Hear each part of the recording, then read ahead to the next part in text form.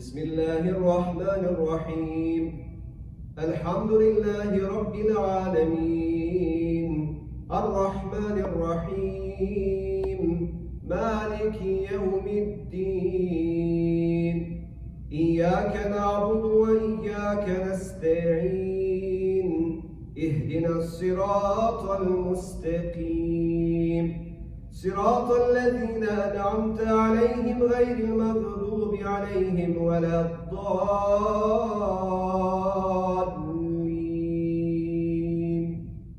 Well, welcome back to part 2 of our interview with the Imam at the Islamic Center of Bowling Green. Sedin Agic was our guest. You got it. And he did a great job with part 1, and he'll do a better job with part 2, you'll see. Absolutely. And I do want to also thank once again our sponsor for this episode, same as last episode, our friends at Star Auto on Louisville Road in Bowling Green. Reza owns Star Auto. You know, I bought at least over the years 5 different cars from Reza. Oh, really? And every car I've bought, they're used cars, has been a good car, reliable, and so we thank Reza. I've passed the dealership many times. Of course, I don't live in Bowling Green, but I know it must be a popular place. He's always got some on the lot. So thank you, Reza, for sponsoring this episode. And episode, we'll continue our interview or conversation we had with the Imam at the Islamic Center. And so he'll give us some of his insights into theology, his worldview, all very interesting, all very exciting. And I think, we close this out with a prayer demonstration. Right. Sedin shows me how to pray in their custom. And so he demonstrates it. I follow along. And one thing I noticed when I reviewed the video, as I was praying with Sedin in this prayer, I noticed how thin my hair was on top for the first time. So you'll get a glimpse of that too as you view A glimpse. Watch closely. We're excited about this. We hope you enjoyed part 2, and we'll see you in just a little bit. See you soon. We had a good conversation before we pushed record about the importance of spiritual life in the members of our houses of faith, that it's important for them and for us and what we do to keep their spiritual life active and up. And you had a good comment or two about the importance of that, and how it's always been a bit of a struggle with COVID-19. We can't do what we used to do this time last year, but you're finding a way still. Yes. For your folks here to keep their spiritual life active and current, and I found good inspiration in that. Yes. But it's been a challenge, no doubt, hasn't it, with COVID-19 and limiting how many people can come. I mean, somehow, I call it the smallest, the virus, which is the weakest thing of God's creature. It's not stronger than us. We are stronger than it. Right. But somehow is able to control us. Not on everything, but in small things. Like, for example, it controls us when it comes to the number. We like to have our community to come in the numbers, like they used to come, hundreds or whatever is used to come. But that small creature is trying to control us. But I think if we increase our faith in God and rely upon God more than we are right now, we can win over that small creature and get back to our churches, our mosques, and stay together, holding our hands and asking God to heal everybody and to help everybody. Right. Yeah. Absolutely. Yeah. Beautiful. I like that. Now we have a good friend of ours who has a similar point of view, in that the virus is very small and insignificant. But if we're a person of strong enough faith, our friend would say, then there's no need to fear that, because God will protect us from such a small thing. Yes. But sometimes we let fear come into our spiritual lives. That's why it's important to come back to our places of worship to get renewed again, right? That's right. I mean, 3 of us right now, because we are leaders, we should not show that we are fear. Because if we show that we are afraid of it, then you just imagine the community who are listening to us, how they will feel. They will say, if you as a leader are scared and fear, So what about me? So we need to connect and reconnect again. As we are connected with our social media and we're always 24, even right now there's 5G. So why not we have 10G with God? Right. Just, let us push that button and just run towards God and open, our arms and ask from God the power in us to be able to get that strength and share it with our communities to keep them going through all this challenge, which is very important for them. Right now, when you read the news, kids are, having some issue, even the elderly, because they are living in basically between four walls. They'll go outside because they're scared, they're fear. So they need that support. So I think the COVID-19 is not bad as we may think. We just need to increase our faith in God and let us do our best that we can do. And as a leaders, maybe it is good chance for us to think a little bit about us, about ourselves, about our connection with God, and try to increase that power from God, and then share it with our communities. We can be successful in that. Absolutely. Strength in numbers.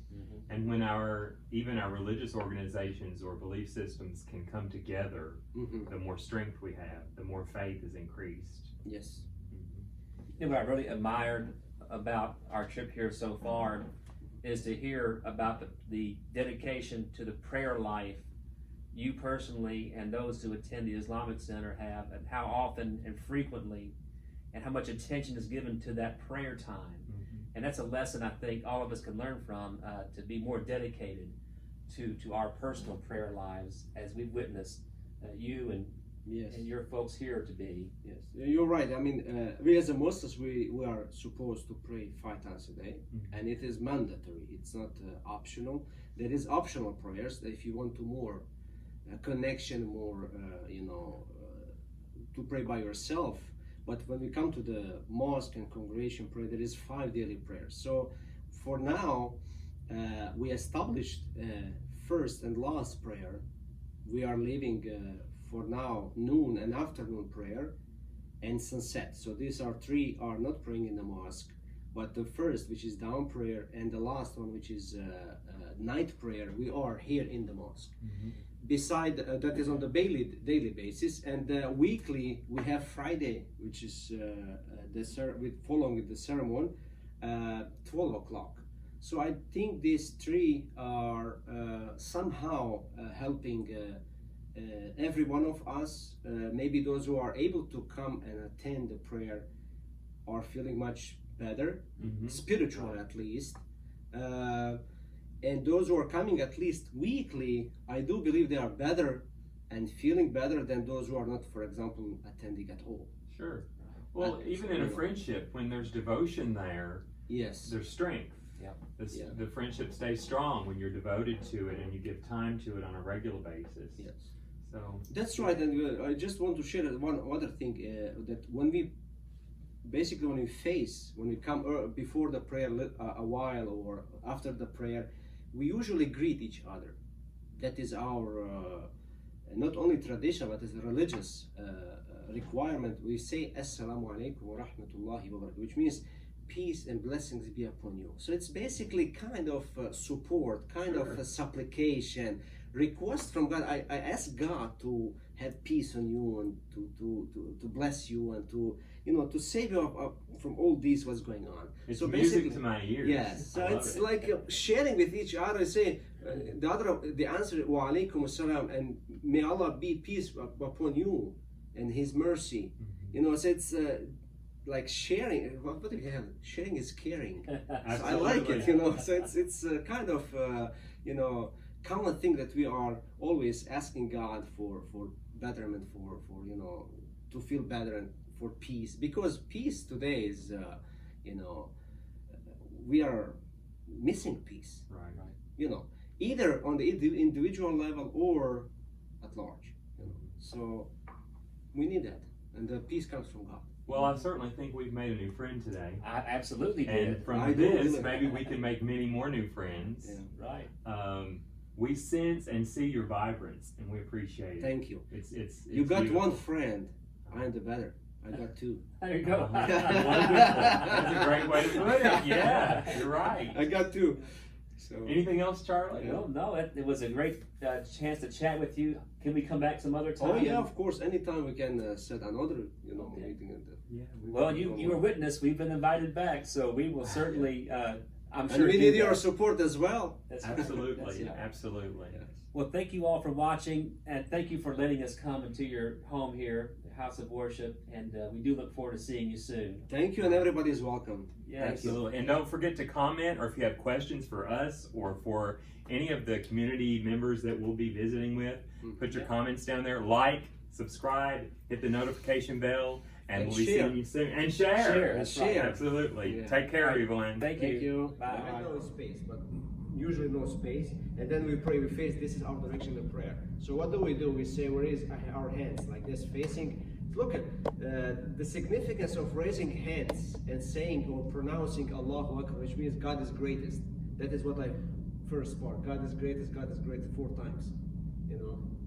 So when we face the direction, of course we are clean with our body and we have ablution preparation for the prayer. And then you have intention to pray to God.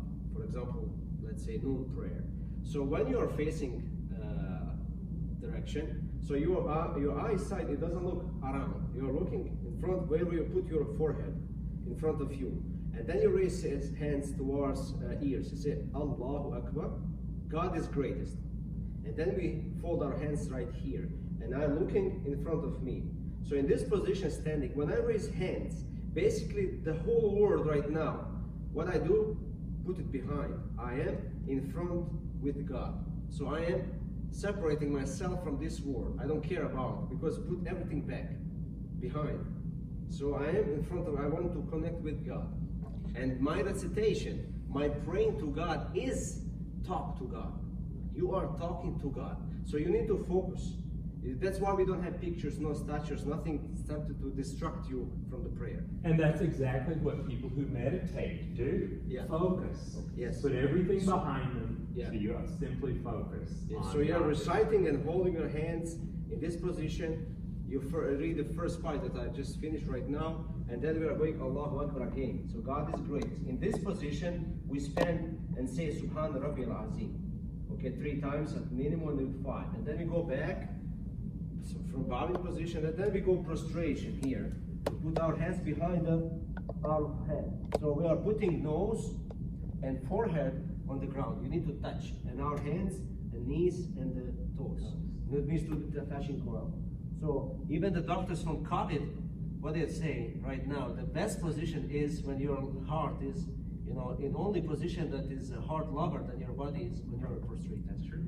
So you're putting here, and they are praising God in this position, and then going back on sitting area once, and then go second time, Allahu Akbar, God is greatest, and saying 3 times, and then going back to stand. So that is how do we pray. So basically, when you pray in this way, usually when you put forehead on the ground, the negative energy from your body, it's sucking from your body. And and then you are getting the new energy. So why are we doing prostration? Because prostration is basically you're putting the highest point of your body to the lowest one, but you're putting it in front of God, no one else. So that is why devil rejected to bow to Adam. Right. All the angels, when God created Adam, he told them to bow to Adam. And all angels did it. And of course that is prostration, not of worship, but respect, right, for the new creature. Because God told them. God doesn't order to worship somebody beside him. No, that's respect. But the devil or the Lucifer said, no, I'm better than him. So he immediately, thinking about himself that he is better than Adam. God asked him, why you're better than him? He said, you created me from the fire and you created me from the clay. What is better there? God is most powerful. He can create whatever he wants. True. And prostration is a submission, right? Submission. Yeah. So Islam means submission, or Muslim is the one who submits to the will of God. That is the real meaning. You submit as much as you can. By your mind, by your bodies. Of course, in the while we are praying, we don't pick up our phones or keys or rubbing your nose or digging or moving here and looking around. No, you're just focus on and focus as much as you can. And of course, as much as you're focusing the prayer, as much you get the positive things from your prayer. So that is why the prayer affects your life. Not only while you're here in the between four walls, when you go to the street, you do the same thing. You respect, because I cannot pray here right now and cheat on the people over there. True. Because the prayer It's like a reset. doesn't work that way. Because prayer is teaching you always good thing. And all 5 times I would pray the exact same way. Yes, same way. And of course, depends on how much you memorize. You can change the chapters. Read this one, that one. We hoped you enjoyed that episode. We did. Well, Charlie, it was a great day. It was. You know, we left the Islamic Center, and I recall Chadwick and I in the parking lot talking that it couldn't go any better than it did. What a real pleasant experience we both had. And, you know, he reiterated several times that everyone in the community is welcome to come and visit their worship center there, come and meet with him and community members. Very welcoming gentleman. And his house of worship has what every house of worship has, a pot of coffee going, right? So we were very appreciative of the hospitality. And so, but that's all for now. We will join you again with Hope our to see next. you soon. It's going to be That's right. exciting. See you next time.